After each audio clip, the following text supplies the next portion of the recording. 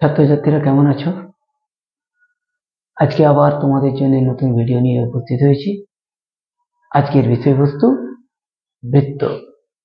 আজকে আমি এই ভিডিওর মাধ্যমে তোমাদেরকে বৃত্ত সম্পর্কে একটা ধারণা দেব। দেখো, আমি এখানে অলরেডি 3টে বৃত্ত এঁকে রেখেছি। এই বৃত্তগুলো কি করে আঁকলাম? এর মাঝখানে নিশ্চয়ই কোনো একটা বিন্দু আছে, যে বিন্দু থেকে এই পুরো দিকটাই সমান দূরত্বে একটা বক্ররেখা চলে গেছে।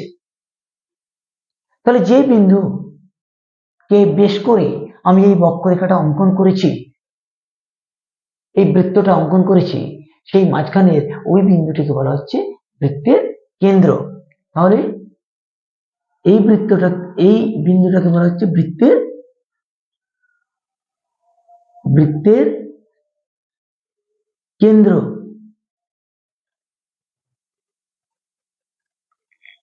বেশ, এই কেন্দ্র দিয়ে আমি যদি একটা রেখা এই প্রান্ত থেকে ওই প্রান্ত টেনে দিই, তাহলে দেখব বৃত্তটা দুটো সমান ভাগে ভাগ হয়ে গেছে। তাহলে যে রেখাটি বৃত্তের কেন্দ্রগামী, যে সরলরেখাটি বৃত্তকে দুটি সমান ভাগে ভাগ করে, তাকে বলা হয় বৃত্তের ব্যাস। তাহলে এটা হলো বৃত্তের ব্যাস। বৃত্তের ব্যাস। এবার বৃত্তের কেন্দ্র থেকে পরিধি পর্যন্ত যদি আমি একটা সরলরেখা টানি, তাহলে সেটা হবে বৃত্তের ব্যাসার্ধ।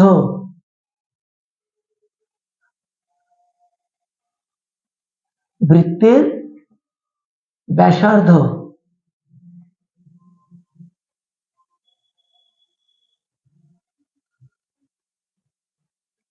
অর্থাৎ ব্যাসের অর্ধ। ব্যাসের অর্ধ মানে ব্যাসার্ধ। এবারে দেখো,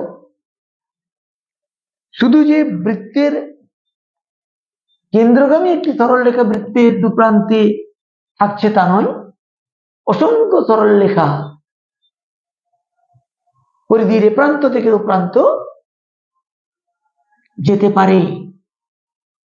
আমি কয়েকটা এঁকে তোমাদেরকে দেখাচ্ছি।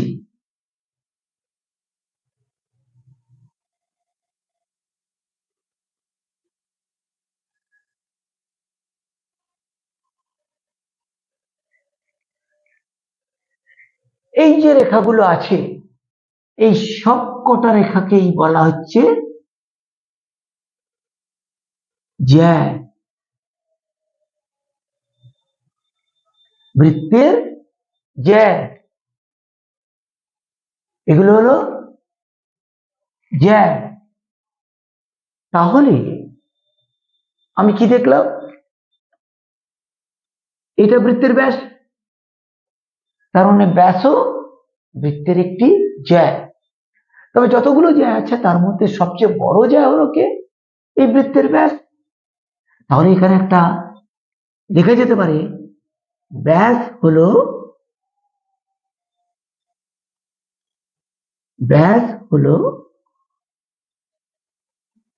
বৃত্তের বৃহত্তম জ্যা।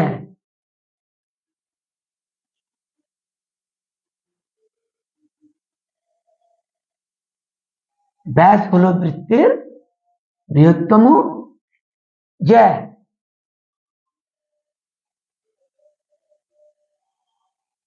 আর কি, এই যে বৃত্ত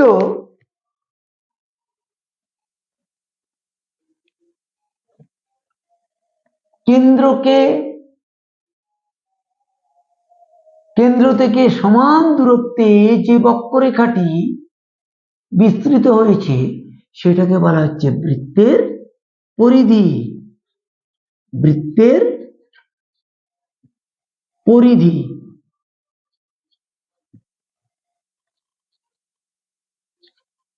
বৃত্তের পরিধি।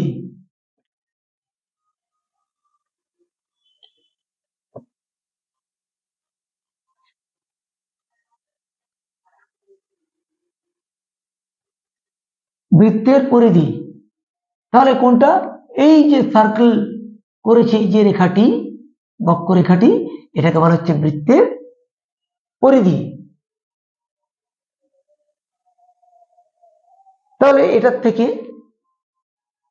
বৃত্তের কেন্দ্র, বৃত্তের ব্যাস, বৃত্তের জ্যা, বৃত্তের ব্যাসার্ধ, বৃত্তের পরিধি সম্পর্কে আমরা জানতে পারলাম। আর একটা জিনিস দেখব, তাহলে বৃত্তের ব্যাস কি করলো? বৃত্তটিকে দুটো সমান ভাগে ভাগ করে দিল। তাহলে এই অংশটাকে বলবো অর্ধবৃত্ত। অর্ধবৃত্ত।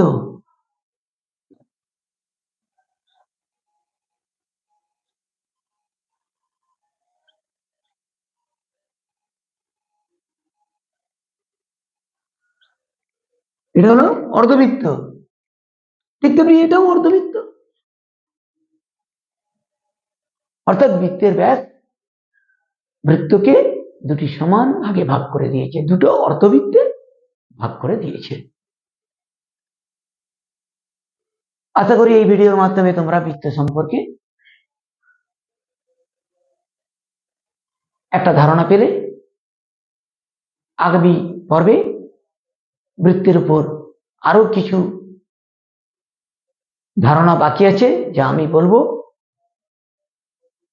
যদি ভিডিওটা ভালো লেগে থাকে তাহলে অবশ্যই সাবস্ক্রাইব করো, লাইক করো, কমেন্ট করো, আর পাশে থাকা বেল আইকনটি ক্লিক করে রেখো, যাতে করে পরবর্তী ভিডিওর নোটিফিকেশন তোমাদের কাছে পৌঁছে যায়।